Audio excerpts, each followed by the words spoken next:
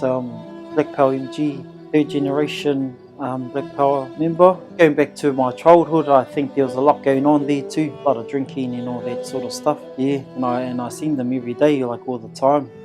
All the uncles and all that. That's where I wanted to be. Like I wanted a patch, create mayhem, take everything and give nothing. Can't be carrying on doing the same stuff, but at the same time too, I got to meet God myself. And I think unity is the key, my brother.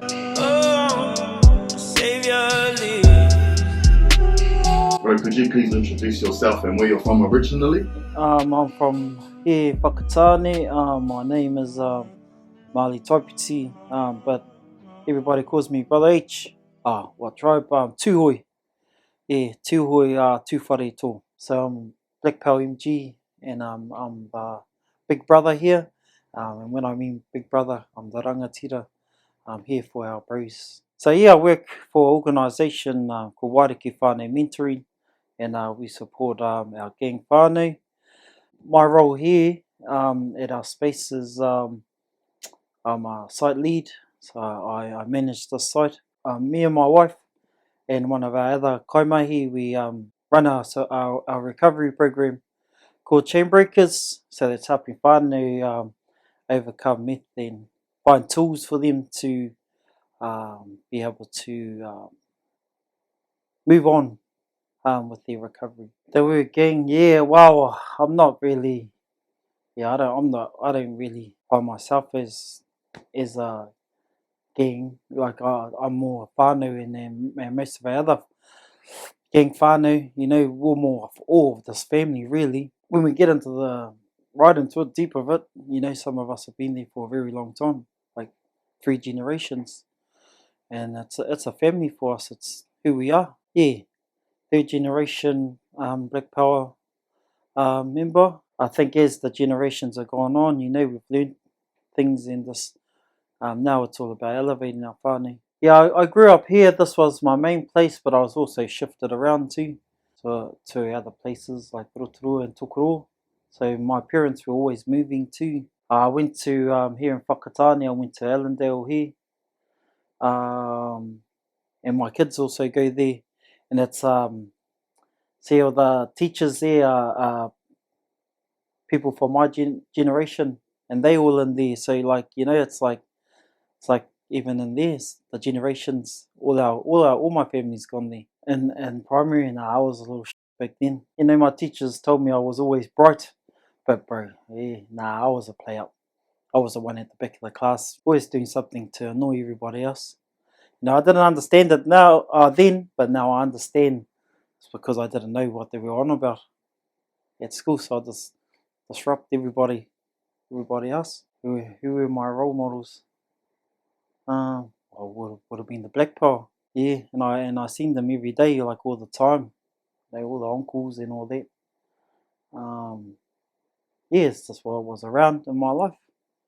Yeah, since a kid. So for our whānau that don't know what Whakatane is like, it's like all Black Power. Yeah, all Black Power here. And Whakatane, our stronghold, or it's the whole town, but everybody stays in certain areas like Chuchu and Owatapu. I just know my history in the Black Power. I mean, my whānau's history, really. And I know my uncles on my mum's side that run Black Power Whakatane. And then you also have my grandfather that he was Munka Bay of Plenty. Yeah, I think, just going back to my childhood, I think there was a lot going on there too. There was a lot of drinking and all that sort of stuff. Yeah, auntie and uncle had it and all that sort of stuff. Fighting, I mean. But sometimes it was good, coming home from school, and I'll get to the intermediates part, my brother. Yeah, I think coming home from school too, and everybody's on the piss. Sometimes it was good because they'll just give us money to go down to the shop. Intermediate, I didn't do too well in the intermediate either. Always wanted to do fighting stuff anyway. That's what I wanted to do. But this other things. And I don't know, blame my parents for that. That's just life would have been hard for them. A lot going on. Yeah, I left school about 12 years old. I do remember attending to Whakatane High School, but that was only for a few hours, and I just said, I'm not doing this. I'm over this. Yeah, and I think intermediate, I was real bad there. I was real bad, real angry, eh, and just real disrespectful to teachers. When I think back to it, I ended up on this course. Was for the naughty boys.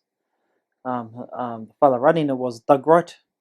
Yeah, and he's passed away now. But he was cool. He was cool. He had a lot of people from different gangs too, like young fellas from different gangs on his course.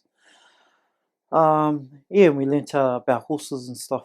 Yes, and we got out and done that. Learnt how to break in horses, and that was our course. Yeah, I remember being on the street too after that. I just sort of just left everybody. And also I was also moved around to other whānau, so I've got a lot of father figures too in my life that I call my dad, and they call me son and all that. I still don't have those answers to why I was moved around as a kid. But yeah, I know I ended up on the street. I was on the street, and there was a whole crew of us. There must have been like 20 of us. Yeah. Oh, well, I wouldn't call it a street, but we had a place to go. But just all the people, all the kids with no homes, and we were like the burglars back then. Just like break into all the houses and get our stuff and food and all that sort of stuff, and sell it and get all the alcohol, get on it, get on the piss. So yeah, I was that little kid that you always see push biking around, always blued up, always. I think just from the age I could say the words, I would have been saying it. Our slang and our salutes and all that. Like it's been with me forever. Yeah, everybody was that. Everybody was ripping. Just from the streets. I ended up going to visit my uncle that's just passed away. Where I met the tangi. So he ended up taking me in. They know why I ended up at their house. I just wanted to go and see one of my cousins, and I went out there, and they live pretty far. I walked all the way out there from town, all the way out to Coastlands, where he was, and then he wasn't there, but my uncle and my auntie were there. Yeah, from there they took me in, and I didn't go back to the crew after that. Like my uncle and them just kept me there. Me too. I was sick because just drinking and sniffing gas and all that sort of stuff. Paint. What we do on the streets, what we think is normal.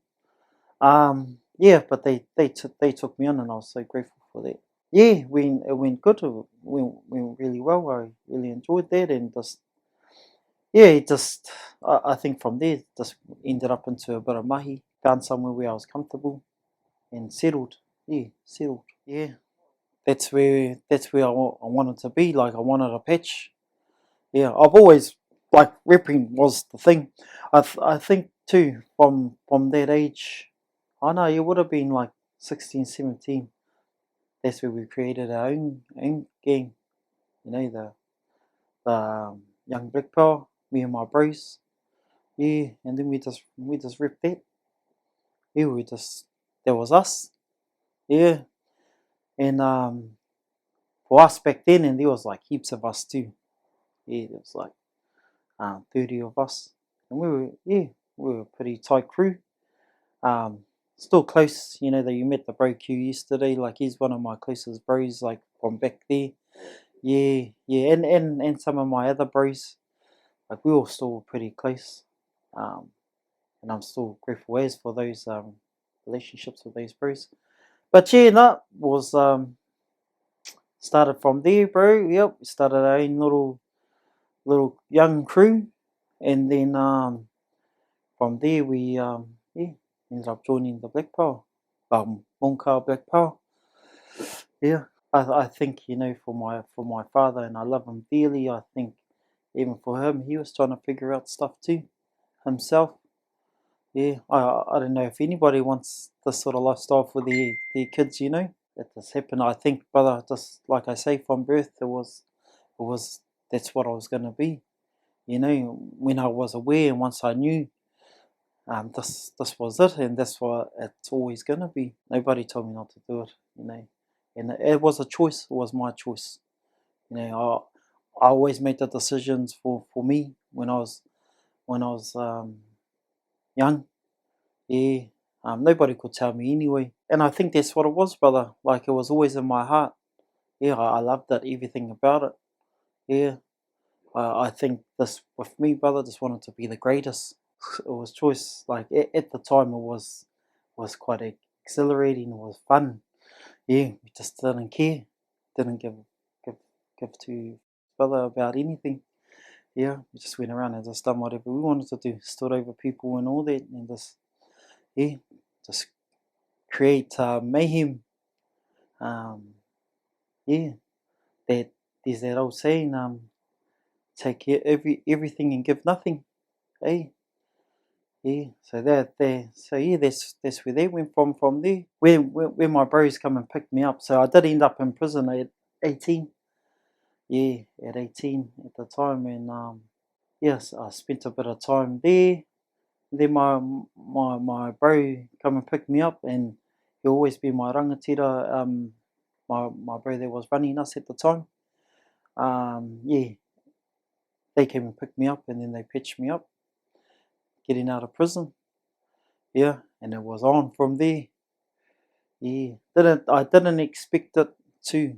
At the same time, but, my bros just yeah we just rolled up and they just said, "Yeah, brother, oh, okay, yeah, oh, yeah." So we were into it, and just yeah, just I always got heaps of love for my old rangatira. I grew up too quick, yeah, um, and I think I was about 13, brother, to be honest, and I had my first son, and I was so proud, you know, at that time, but I was still a baby myself, hey, but I think I had gone through a lot of stuff, and just thought I was growing up, but I was far from it.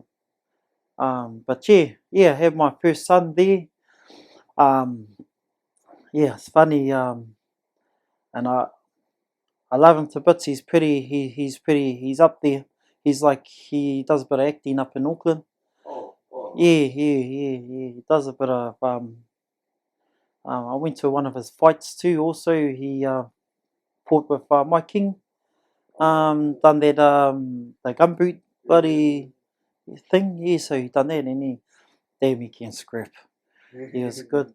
But yeah, you know, because even with me and my father, we didn't see eye to eye, and I didn't, you know, to this day I know why, because you know, mum, mum was telling us because my dad was off, and you know, we hear things, hey, as kids, and then we take that on, and then we sort of resent our fathers.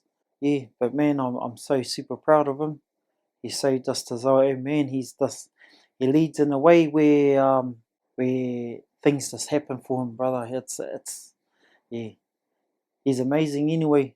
My older son, yeah, so I'm super proud of him. And he had good role models, his uncles, and his uncles were in our young crew with the blacks. Yeah, and so I'm so grateful that they were there to mentor him through his childhood because I wasn't there. Yeah. I ended up having another relationship. Yeah, one of my other kids, and he's pretty onto it too. You know, I'm pretty proud of him. He's just does his own thing, but does really well for himself. I also got my other daughter. She lives in Auckland. You know, with my girl, we're always in comms.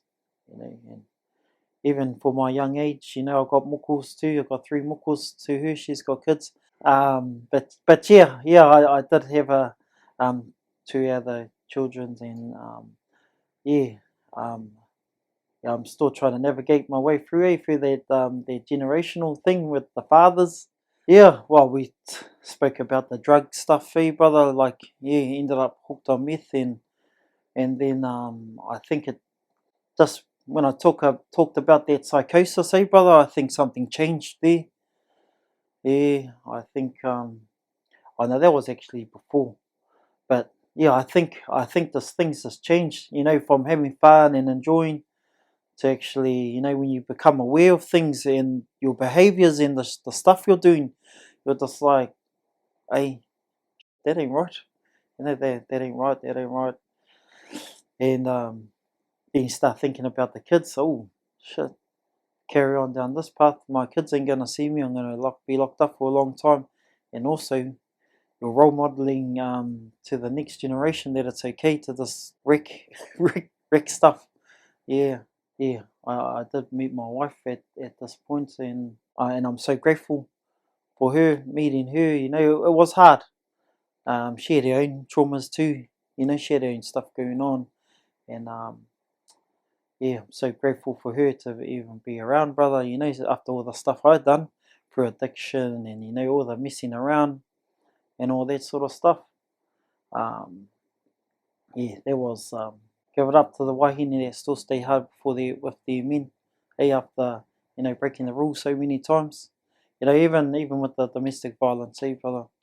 That was a thing. Watching my wife be so scared of me. Hey, when I've come in and come back from benders and all that sort of stuff. Nah, not good. Seeing that fear. I think at the time we were meeting, oh yeah, I was selling a bit of drugs, but gee, we ended up really full into it too. Selling meth. Tell you, it's really good at the start, but doesn't end very well. Hey, and you've just got to become aware of when it's not going well. Well, I think for me too, bro, it's like you go through all these learnings, and then you figure out, oh man, why did I go through that? What was the point? There's always a reason we go through all these things. It's because so we can educate the next ones on why we shouldn't be going down that path. Especially with meth. Meth it's a destroyer. Yeah, destroys communities and all that sort of stuff. Yeah, but it's not all. It's the addiction to the money too, and to being pretty well known. Known in the world. Bro, nah, there was no education around it, brother. So it was the straight parties. It only just started with parties. Just having a bit of a thing on the weekend, a lot of drinking, and then that's when the meth came in, and then it only just started like that. Just have it now and again, yeah. But then when you start having it during the week, oh, and then you're having it all the time. I think like halfway through, so I'm glad I got out of it. Like I was doing it for like it might have been 5 years, or that's how long I was addicted to it. But that's how long I was around in it for 5 years, and I'm glad I sort of snapped out of it. Got into some shit and got all the money taken from the police, and got into this heaps of silly stuff. Anyway, brother, yeah, and it was going pear shaped, brother.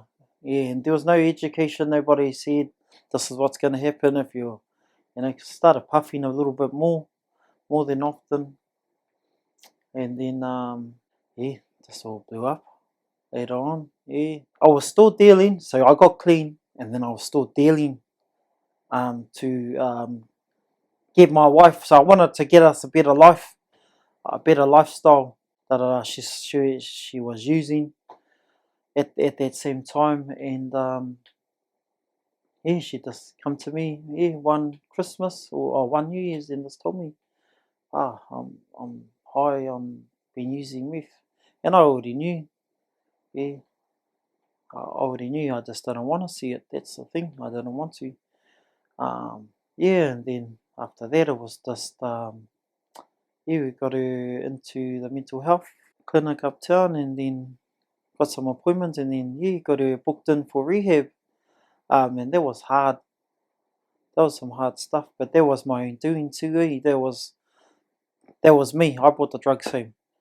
I made that available for her, knowing that she's got an addictive personality. That was me. So I took on that blame when she left, and that was all good. But also, there was a bit of shame there too, because I wasn't. I thought I was on. I thought I was sharp, being off meth and just selling it. But it all doesn't work, brother. It's what I figured out. It all doesn't work. It's just gonna destroy everything.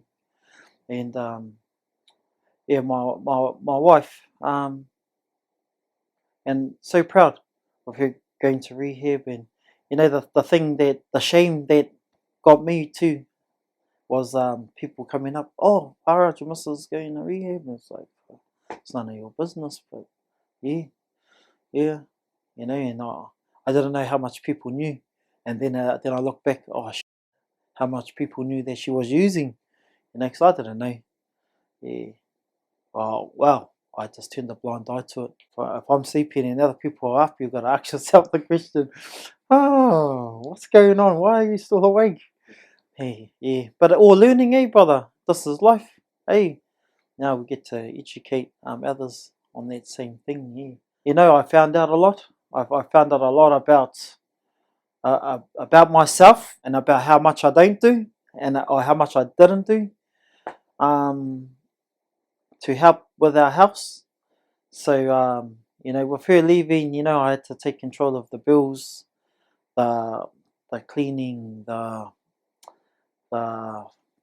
prepping the car, the kids to school, and all that stuff, and all that sort of stuff is pretty hard out, and trying to be a mum and a dad at the same time. Hey, hard was, but we got it.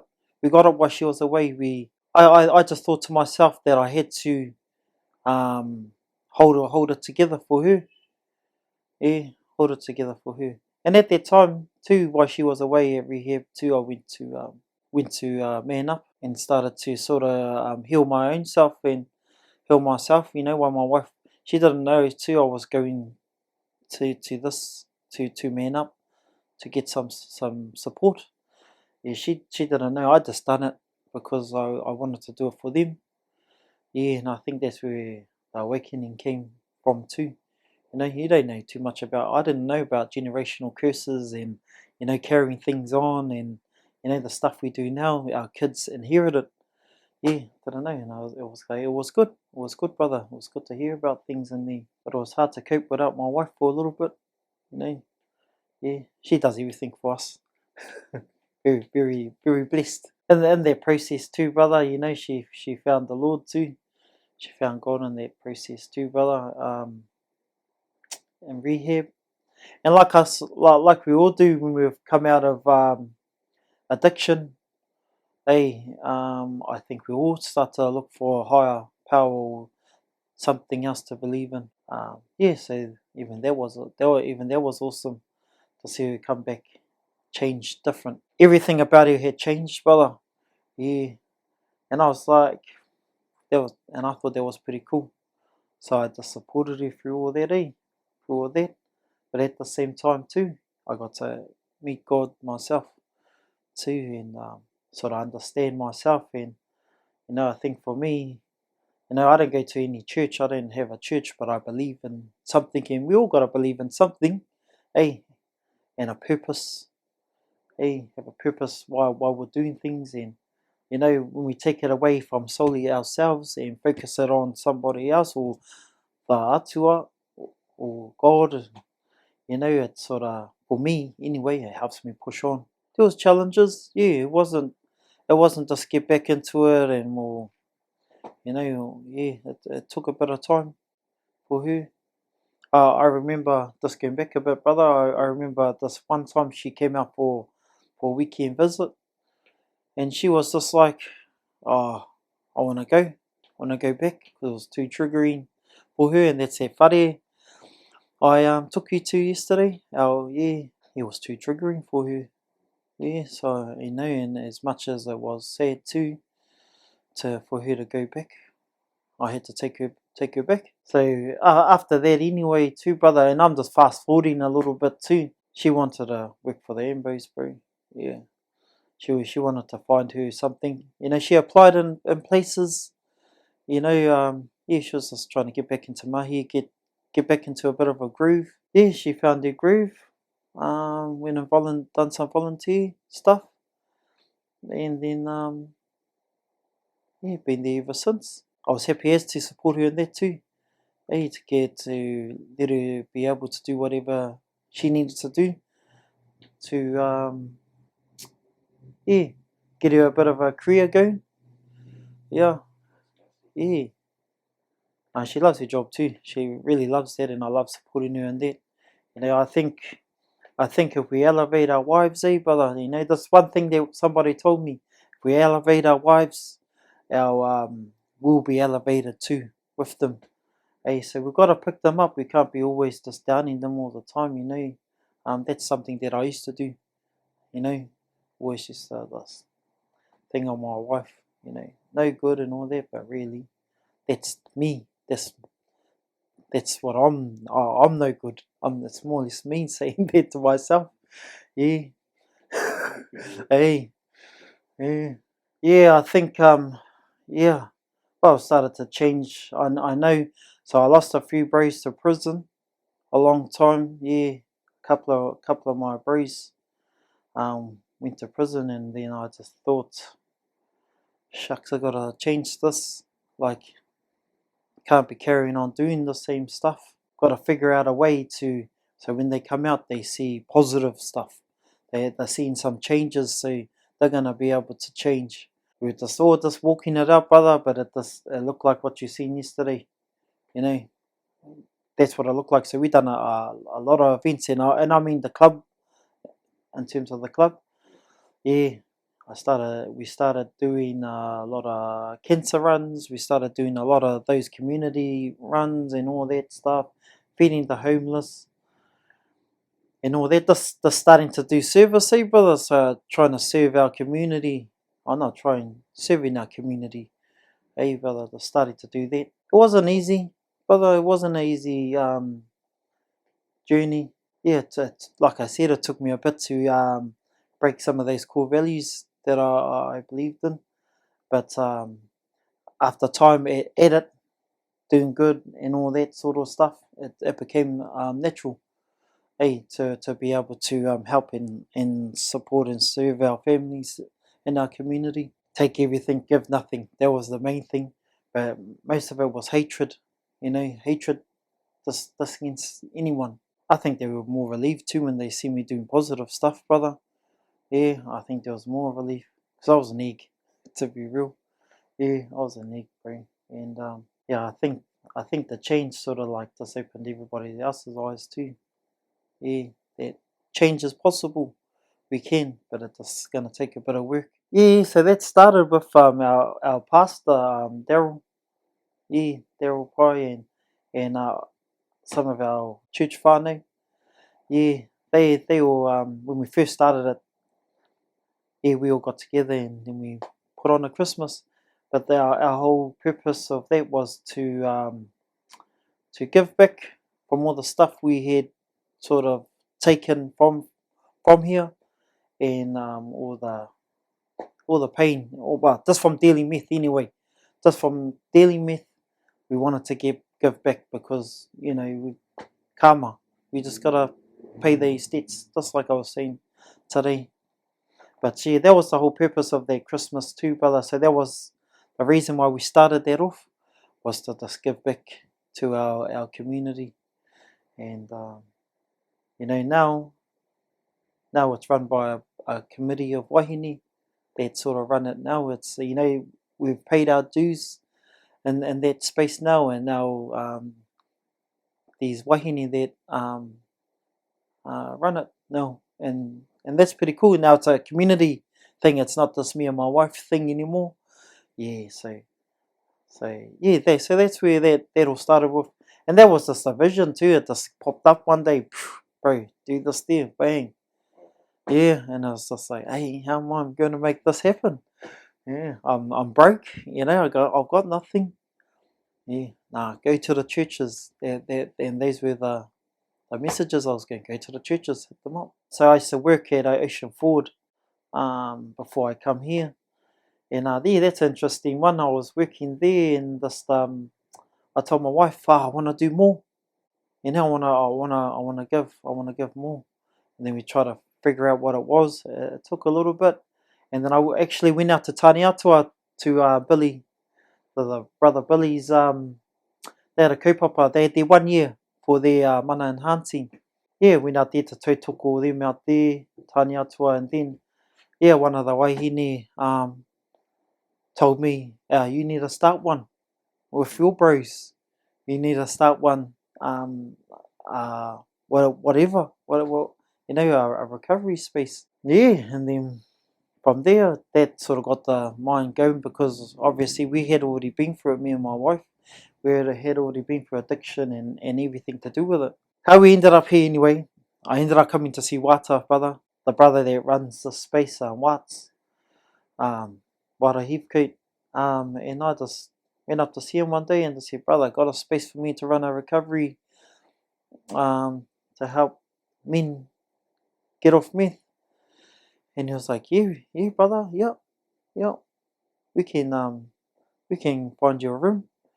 Yeah, and so that's how it started, brother. And then, yeah, I was just doing Mondays, just coming here, taking men out, just talking about having kōreros. And it started with a night class also. I've also got to acknowledge too all the men that were there. So Chainbreakers came from one of my good bros that was there that day. So there was I think there was 10 of us, brother, sitting around one night, and we just brainstormed the name, and that's the name. And the bro that gave the name, he goes, brother, this name's from the Lord, brother. And he's a bro, he's a black power member. Right, this is from the Lord, brother. Chain breakers, breaking the chains of addictions. Boom, bro, that's us. Yeah, and we've been going strong at it ever since, brother. And that's yeah, 2020. Yeah, so we just had a room when we were just catching up, having a kai, and just it was just kōrero about it. Really, just go around and have a kōrero. Yeah, so yeah, that's what we used to do, brothers. Just really catch up, just like-minded, and we had heaps of fun coming in at night. Yeah, just catching up and just asking us for advice.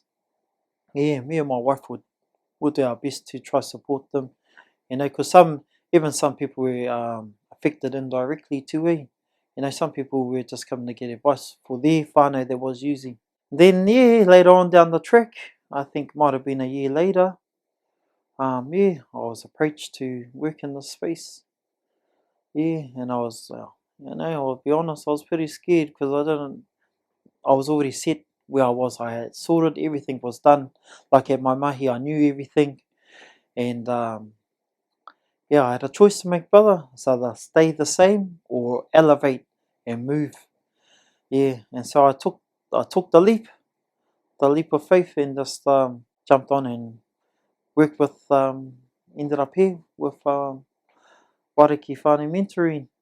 And just resigned. Oh, not resigned, I handed in my notice, and just told my boss, and I know, because I used to be at the back washing cars where I was comfortable away from everyone, but I always, hosing the cars down and stuff because I was at the valley.